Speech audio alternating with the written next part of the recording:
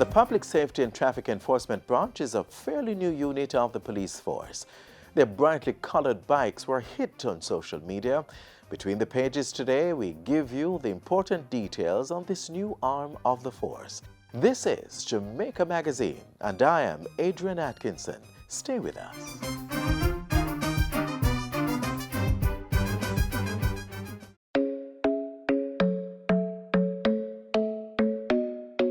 So here are the facts. 7 out of 10 Jamaicans die from a non-communicable disease. Because we love our people and we want them to live better quality lives, we, the Ministry of Health and our partners, are launching Jamaica Moves. Jamaica Moves is a call to action to prevent non-communicable diseases. By educating and encouraging Jamaicans to be active. Eat healthy. and start living 30 minutes at a time.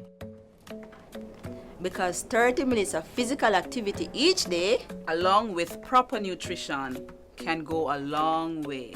To prevent your risk from developing certain NCDs such as diabetes, high blood pressure, obesity, and certain cancers. And remember, it's life we're promoting. That's why you see me going hard right now. I'm all about living. So help us take this first step towards a healthier Jamaica so you can enjoy more moments, more memories, more life.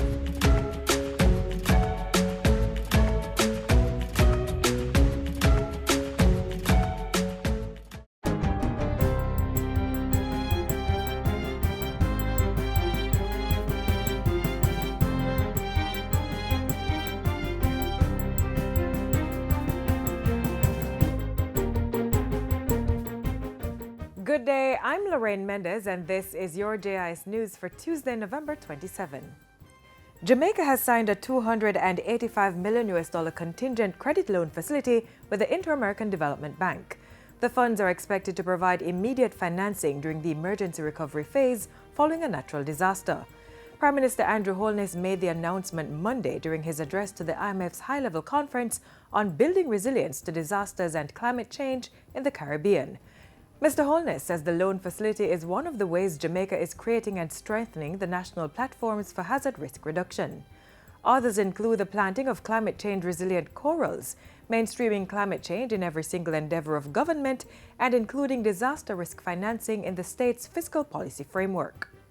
In the meantime, the Prime Minister has challenged small island developing states, SIDS, to broaden their disaster resilience dialogue with development partners to include slow onset events. The Caribbean needs to immediately engage in fruitful dialogue with its partners with a view to comprehensively assessing all climate risks, assessing the available resources, as well as developing and implementing tools that are essential for building resilience to all climate-related impacts, not just the ones that we see happening every year during the hurricane season, or with major rain events or earthquake events, but those that are slowly eating away at our capacity to survive.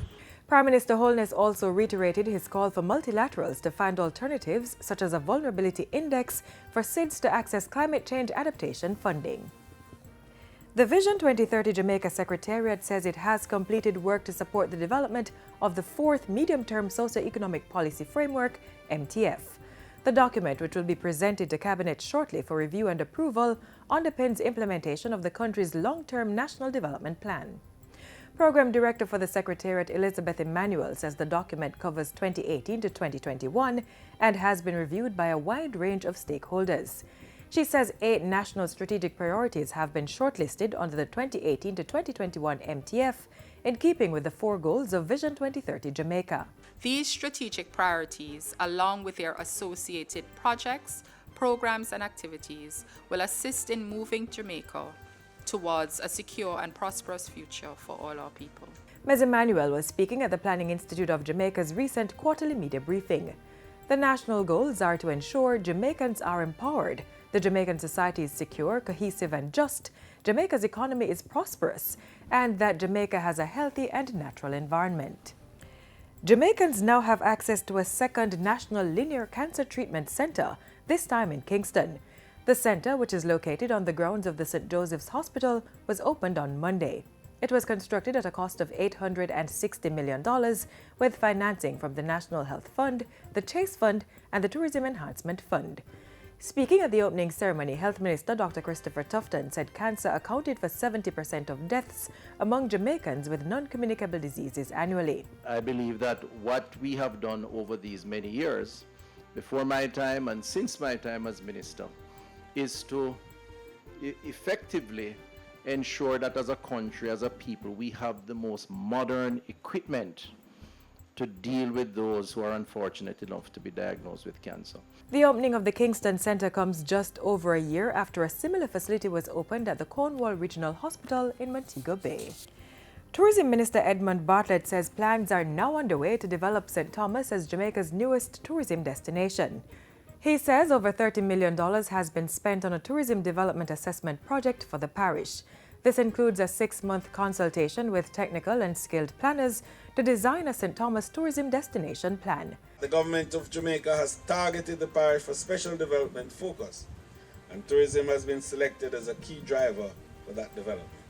According to Minister Bartlett, the assessment will guide product development and marketing strategies to sustainably develop the destination. It related also to an infrastructure development plan, which is to see the realignment and creation of a new highway arrangement that will connect Kingston to Port Antonio along this corridor.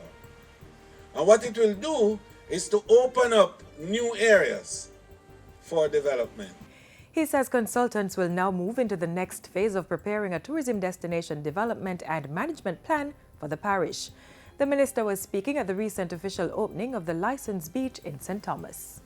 The Ministry of Gender has launched its No Excuse for Abuse public education campaign in an effort to end gender-based violence in Jamaica.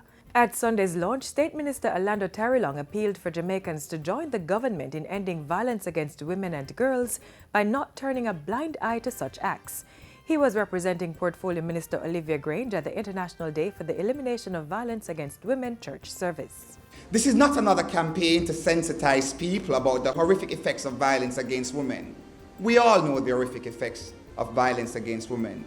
This campaign is about behavior change. It is about destroying the conditions that enable, condone, and treat violence against women as a normal part of life.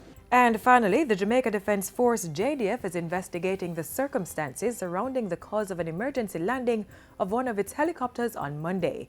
The pilot, who was the sole occupant, landed the aircraft in an open field in Dunbehold in St. Catherine. He was taken to the hospital for medical evaluation. National Security Minister Dr. Horace Chang has expressed gratitude that there was no loss of life as a result of the incident.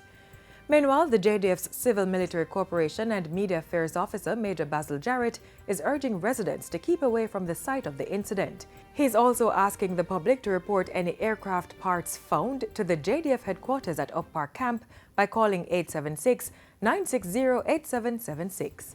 And that's it for JIS News Today. I'm Lorraine Mendez. Thanks for watching.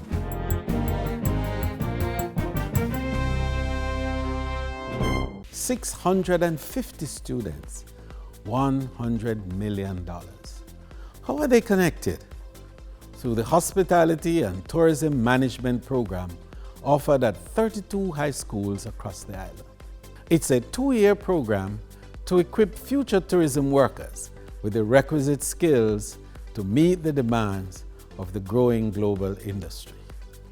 Graduates will be certified by the American Hotel and Lodging Educational Institute and received an associate degree from a local college. We're building a resilient tourism industry through human capital development. Up next, the whereabouts and activities of Prime Minister Andrew Holness during the past week.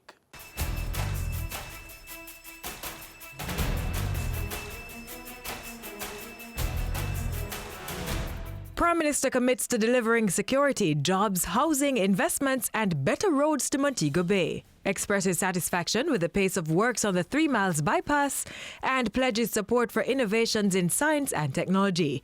You're watching Jamaica House Weekly. I'm Lorraine Mendez. Stay tuned.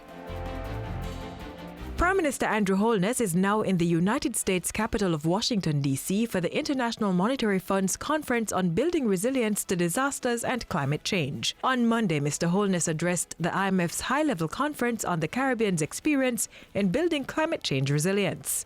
During his time in Washington, D.C., the Prime Minister held bilateral discussions with the IMF head and leaders of other multilateral agencies. He also addressed the diaspora at a town hall meeting. Prime Minister Holness will then head to Buenos Aires, Argentina for the November 30 to December 1 G20 Leaders Summit. Under the theme, Building Consensus for Fair and Sustainable Development, Mr. Holness will speak to climate change and energy transition and hold bilateral talks with other global leaders. The Prime Minister will close out his international engagements in Port of Spain, Trinidad and Tobago at the 18th Special Meeting of the CARICOM Single Market and Economy, CSME.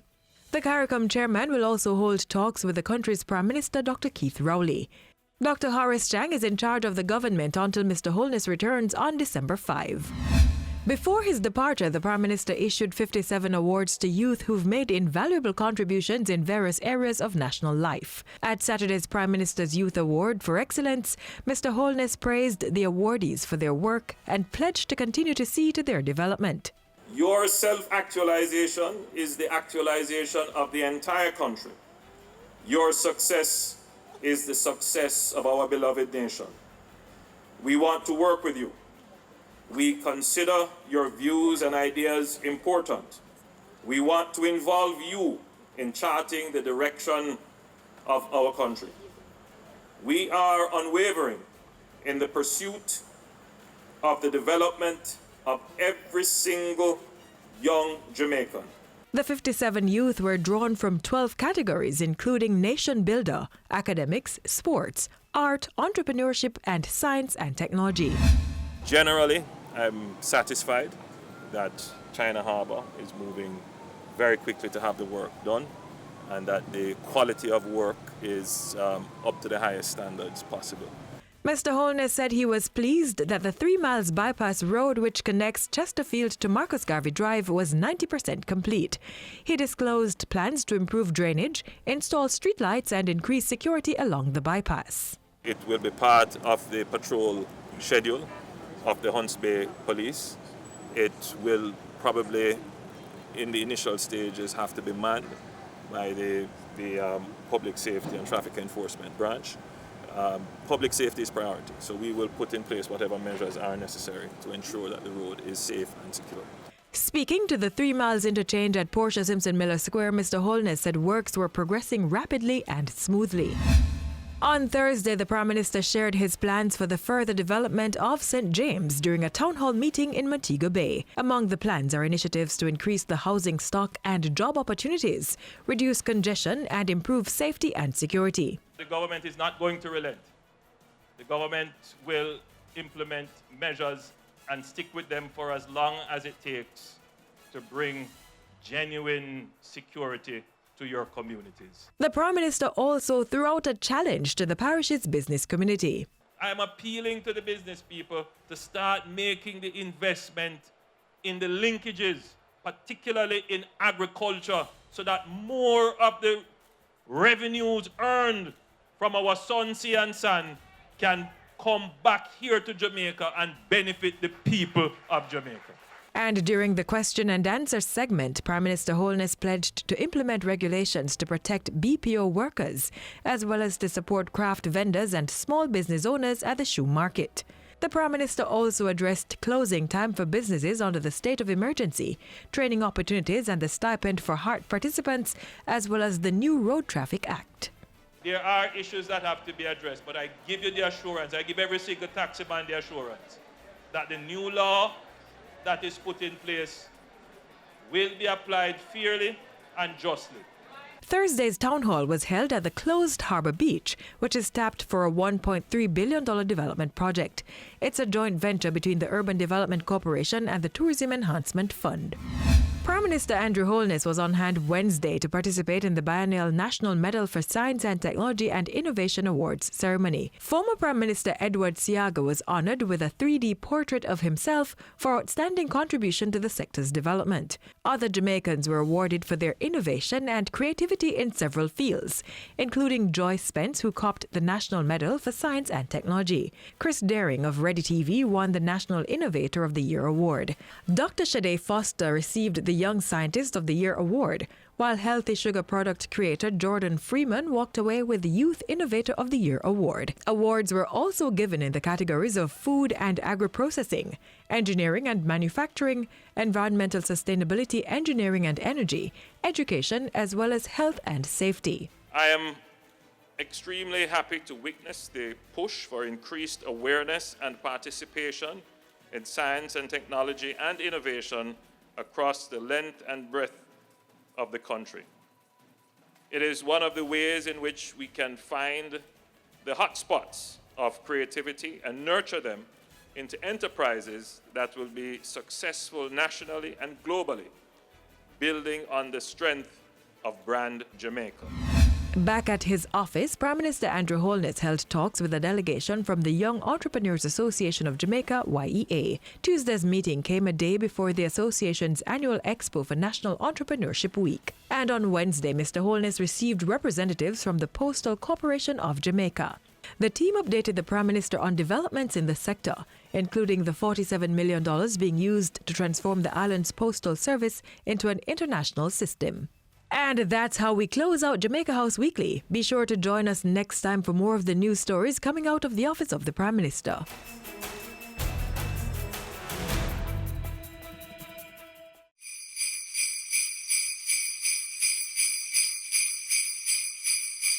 Do not leave valuables such as gifts, laptops, and cell phones in plain view in your car. If you have to leave these items in the vehicle, put them in the trunk. This will decrease the likelihood of a car break-in.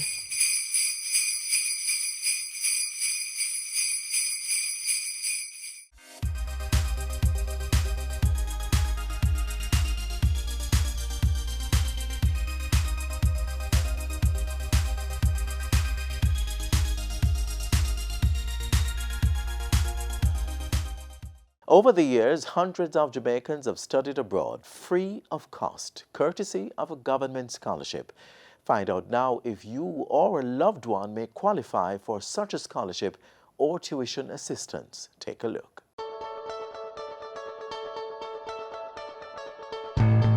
Hello and welcome to Finance Matters, a production of the Ministry of Finance and the Public Service. I'm your host, Daniel Pasley, and today we'll be focusing on some of the scholarship opportunities provided by the Ministry of Finance and the Public Service. And here to speak to us about this important topic is Miss Danielle Hall, and she's a part of the Scholarships and Assistance Unit. Danielle, thank you for coming on the program.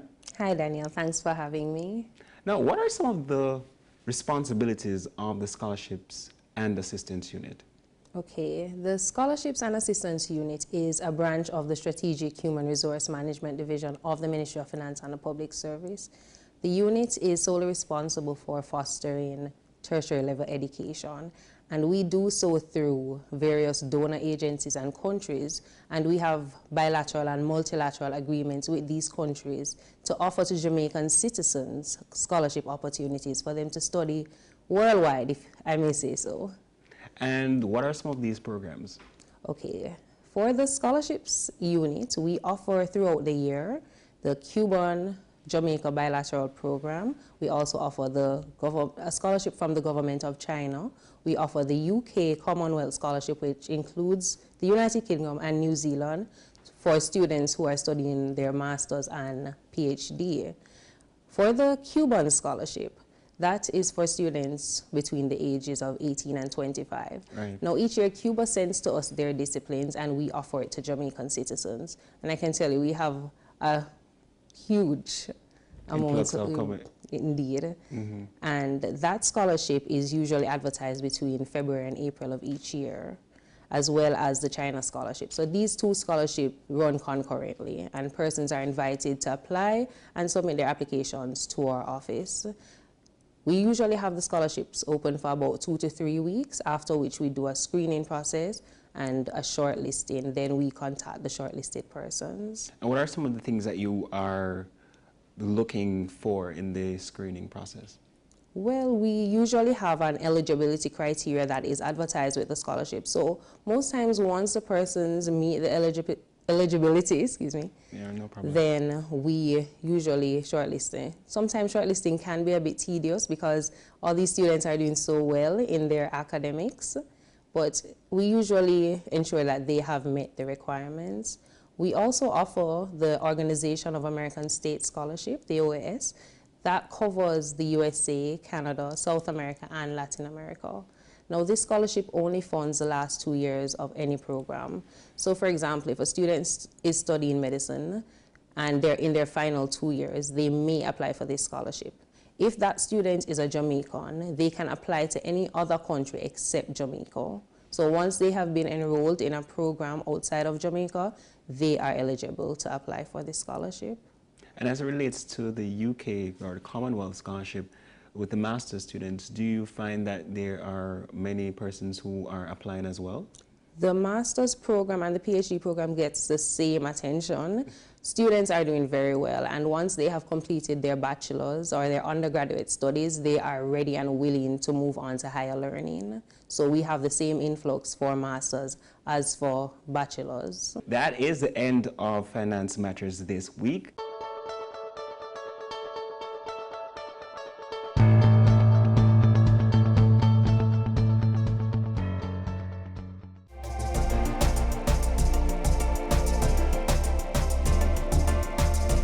I'm deeply concerned by the number of Jamaicans killed on our roads. Safety on our roads is our responsibility. Jamaicans, drivers, passengers, motorcyclists, and pedestrians, slow down. Observe the rules of the road. Be courteous. Drive defensively. Be considerate. Buckle up. Wear a helmet. The careless overtaker is only rushing to the undertaker. Not observing the rules of the road could cost you your life and that of your loved ones. I encourage all road users to take special care as we use public thoroughfares. The life you save may be your own. Remember, your family wants you to arrive alive.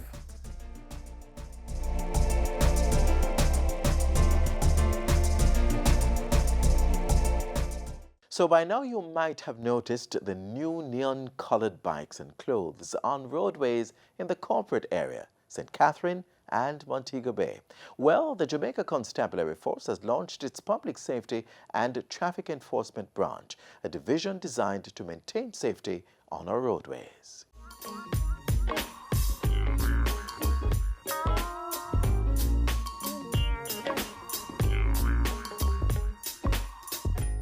High visibility clothing, new neon bikes, and a continued commitment to serve, save, and secure. The Jamaica Constabulary Force JCF's fairly new police division is designed to maintain safety on our roadways. It's the Public Safety and Traffic Enforcement Branch, PSTEB. As of August 29, 700 members have been deployed across the corporate area and St. Catherine to allow for greater traffic management and safer public spaces. But what exactly is PSTEB?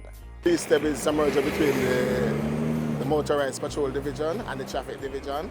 And what has caused that is because of the rampant disregard for the usage of the road. Apart from that, we realized that we need strength of personnel on the roadways to deter some of the things that are happening. And what of the branch's roles and responsibilities? Our mandate is really to cover as much intersections and corridors as possible to ensure that the offenders, regular offenders, desist from doing the regular things that they used to do. Every corner you turn in the Harper Tree area, in Walton Park, down by East Avenue where we have the one way, we have presence there to ensure that the rules of the road is maintained.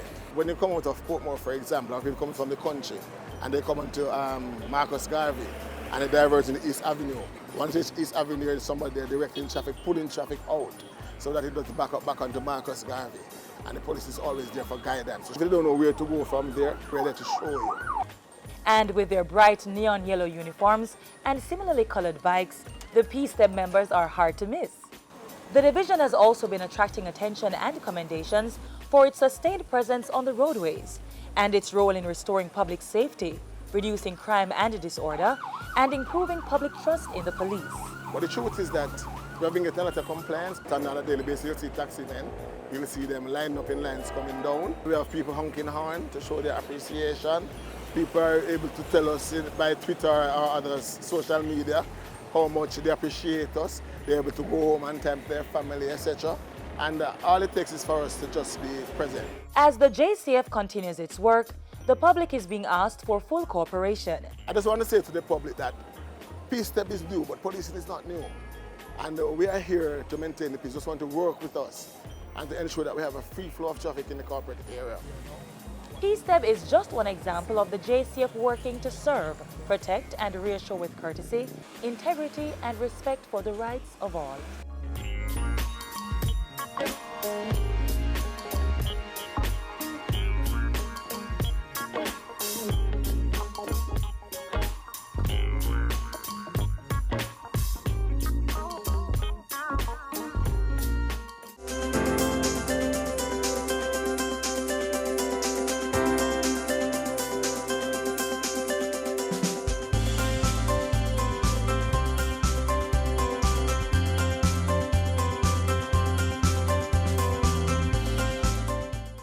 Hey, ready to pack? Remember, the importation, manufacturing, distribution, and use of single-use plastic carrier bags, or scandal as we call them, plastic straws, and styrofoam containers will not be allowed come January 1, 2019. Plastics do not decompose readily and end up in our environment as solid waste for many years, stifling our animals, plant life, and our livelihoods too. Rethink, refuse, reduce the use of plastic. Start using environmentally friendly packaging. The ban on plastics is effective as of January 1, 2019. Preserve our land. Support the plastic ban.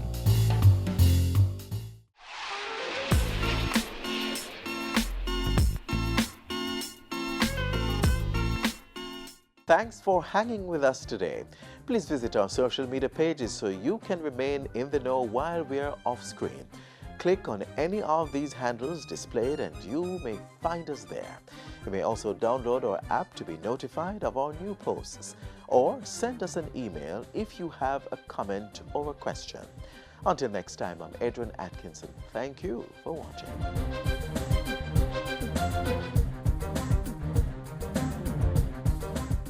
This has been a production of the Jamaica Information Service, the voice of Jamaica.